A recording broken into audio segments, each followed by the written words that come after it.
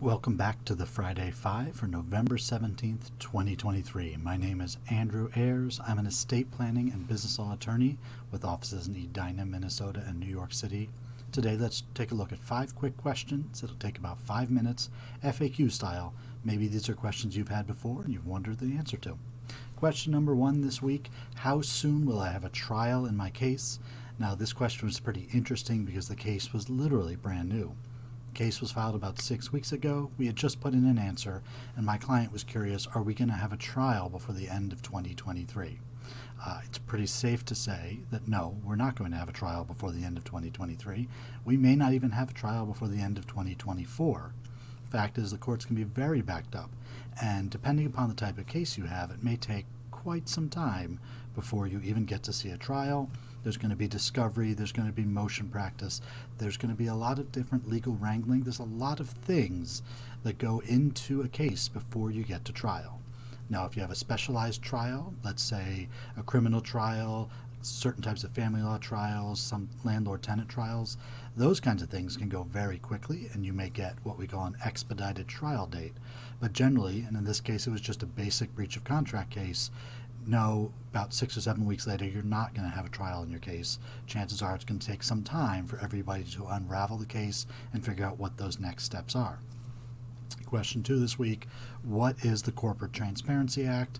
This has been coming up a lot recently.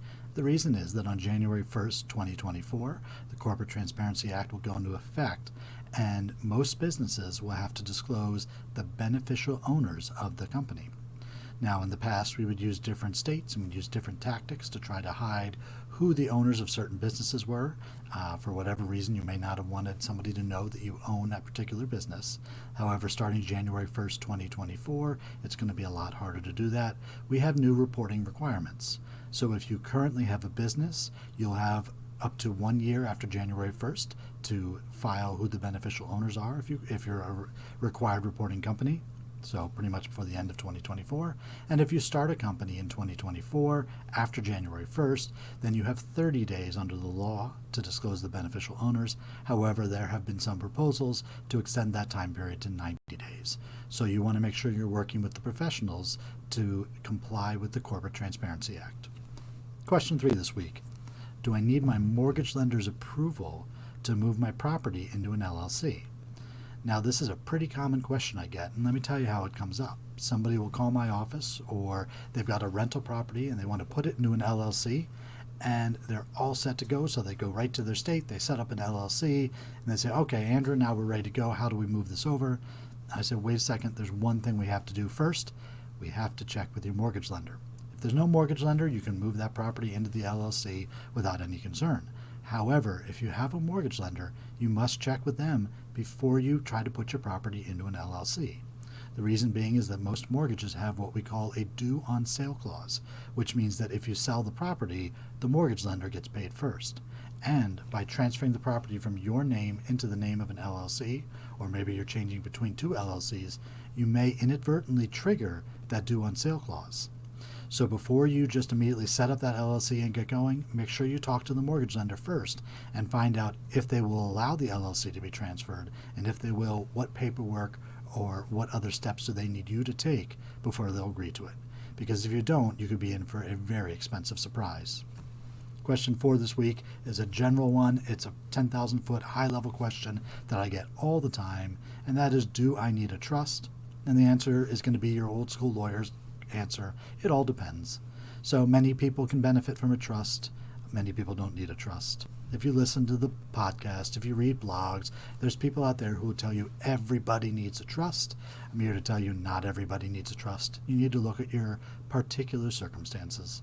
Trusts are a great way for you to protect assets. They're a great way to avoid probate in a state.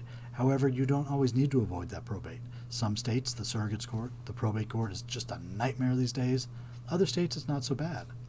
And let's say you have other assets that don't lend themselves well to a trust. So, for example, you just have a life insurance policy with your spouse as a beneficiary. You have a few retirement accounts also with your spouse as a beneficiary, and you rent your apartment. You could set up a trust if you'd like, but on those basic facts, you might not need one. A simple will, a simple estate plan, may be all that you need.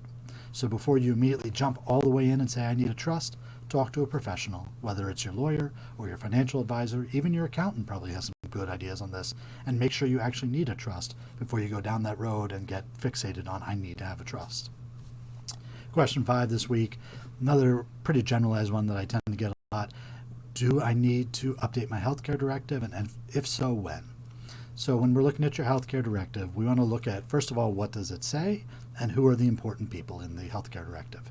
If your healthcare directive has things that you want to change, ideas about your healthcare, how you want your remains to be treated, what happens if you become incapacitated, if you want to change those, then absolutely we need to update the healthcare directive. If the people you're designating to make those healthcare decisions for you are going to change, once again, absolutely, we want to update that healthcare directive. We want to make sure that if you've been recently divorced, it's not your ex-wife who's the one making healthcare decisions for you. A lot of people laugh when I make this example for them, but then they say, wait a second, I see what you're saying. Or let's say your backup healthcare directive appointee is not going to be around. Maybe they've died, or maybe you've fallen out with them and you don't want them making decisions. Let's update that document. It's not that complicated, but it's extremely important that we have the right people in the right roles when we're making healthcare decisions for you and you're unable to speak for yourself. So there's your 5 questions for this week. It took about 5 minutes. If you like this video, you can hit the like or thumbs up button below. You can subscribe to future episodes on YouTube. There'll be a link below to subscribe. As well as subscribe, you can submit questions for a future episode. You can always go to my website, andrewmayers.com, for a legal strategy session or for some more information. And wherever you are, I hope you have a wonderful weekend.